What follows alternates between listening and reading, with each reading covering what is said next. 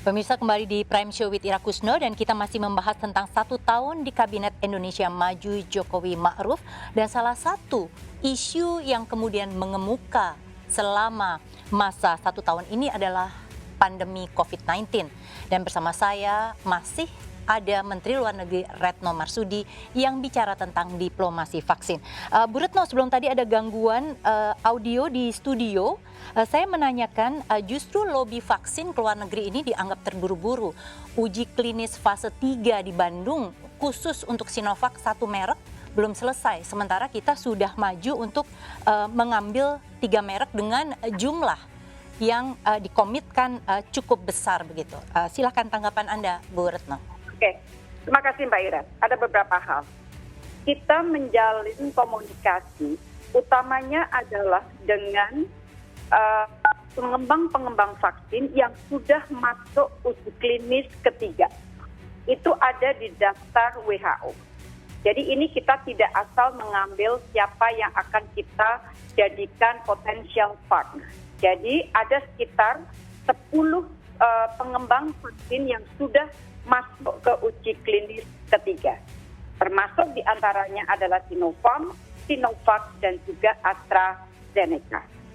Yang kedua, dari sisi uji klinis, masing-masing pengembang memiliki partner untuk melakukan uji klinis. Sinopharm tidak melakukan uji klinis di Indonesia. AstraZeneca juga tidak melakukan uji klinis di Indonesia. Sinovac melakukan uji klinis di Indonesia. Tetapi data sharing, data yang diperoleh dari uji klinis di beberapa negara, ini pada akhirnya akan dipertukarkan. Yang ketiga Mbak Ira, kita akan pastikan bahwa vaksin yang akan disuntikkan kepada masyarakat kita adalah aman, dengan efikasi yang tinggi. Semuanya akan kita ikuti referensinya dari WHO. Oleh karena itu kemarin kita bicara dengan WHO dan dalam keseharian kita juga terus berkomunikasi dengan WHO.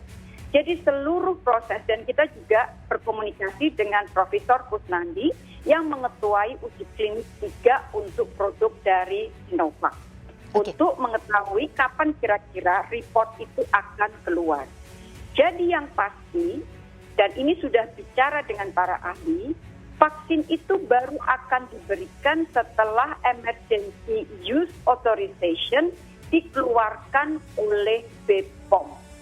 Tetapi kalau kita menunggu semua proses ini, satu proses ini selesai, baru kita mengamankan komitmen, maka kita khawatir bahwa kita tidak akan mendapatkan bagian yang mencukupi kebutuhan rakyat Indonesia.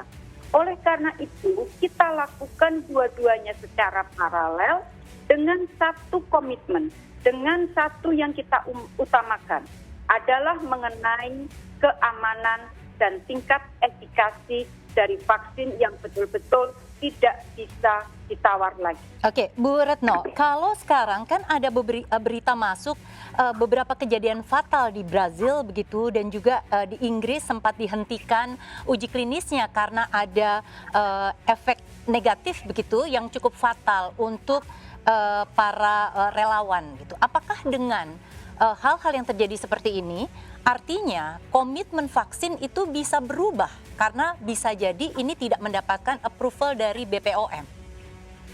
Jadi begini, kalau kita bicara mengenai vaksin, sekali lagi saya ini bukan ahli vaksin. Tugas saya adalah membuka jalan, meratakan jalan untuk mendapatkan akses. Betul, bicara untuk dengan komitmen ya, mereka. betul. Tapi saya mencoba untuk memberikan penjelasan begini, karena ini saya peroleh dari WHO dan dari Gavi dan dengan komunikasi saya dengan berbagai macam pihak. Intinya begini, vaksin ini dikembangkan, itu bisa sukses, bisa gagal.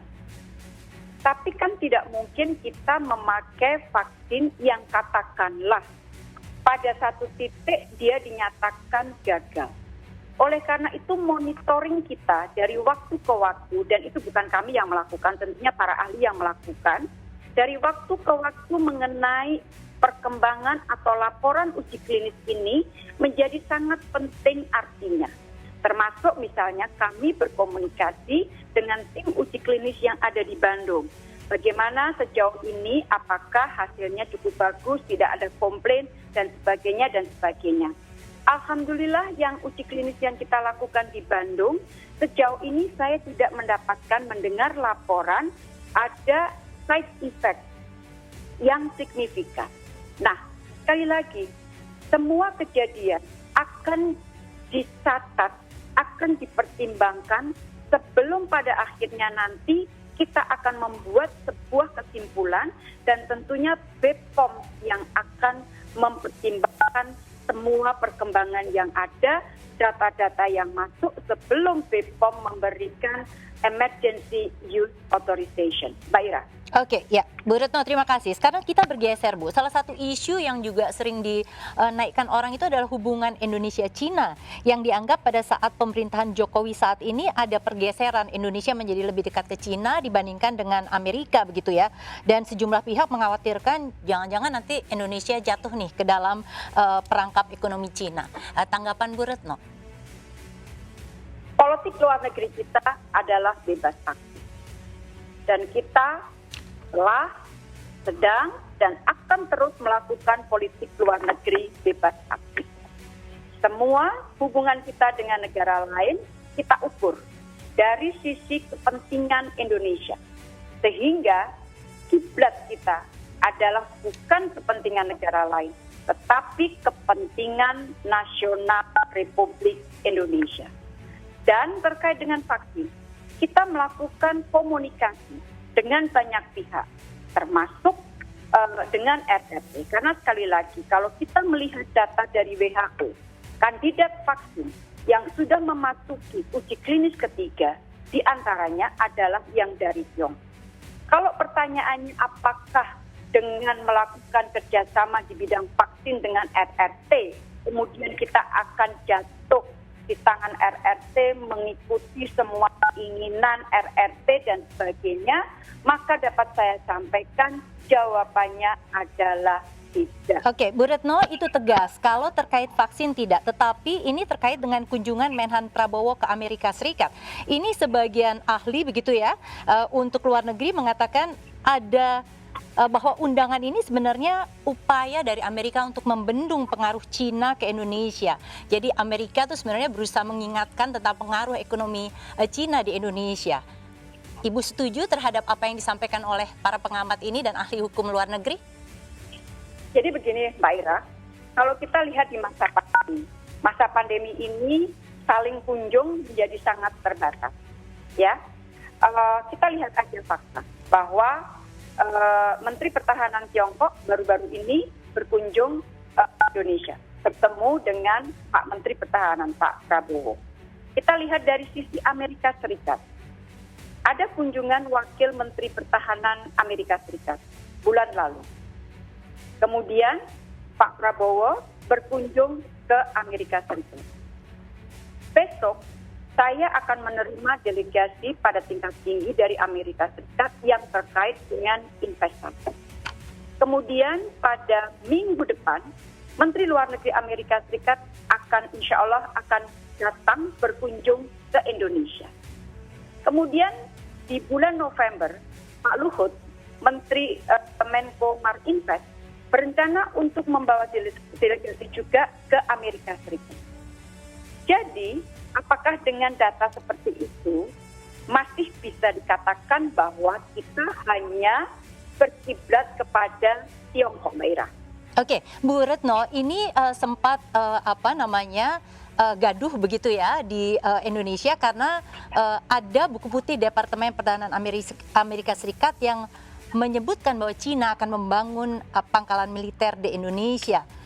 Sekelas adidaya Amerika tentu tidak sembarangan mencantumkan itu dalam buku putih Departemen Pertahanan mereka. Bagaimana Ibu sebagai Menlu menanggapi hal ini? Pertanyaan saya balik Mbak Ira, apakah Mbak Ira percaya akan informasi itu? Dan saya dengan tegas menjawab tidak benar. Oke. Bu Retno, terima kasih. Kami nanti masih akan kembali kepada Ibu sesudah jeda komersial berikut ini. Pemirsa tetaplah bersama kami akan kembali sesaat lagi masih bersama Prime Show with Ira Kusno.